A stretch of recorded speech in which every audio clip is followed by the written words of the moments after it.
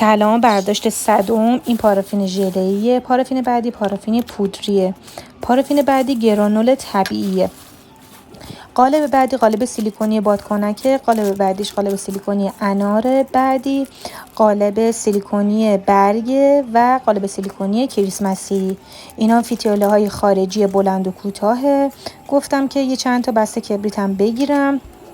و بعدی پرتقالای خشک جذابه که برای کلی شمع و تزیینات میشه ازشون استفاده کرد. بعدی اسانس پرطرفدار و محبوب مشتری قهوه.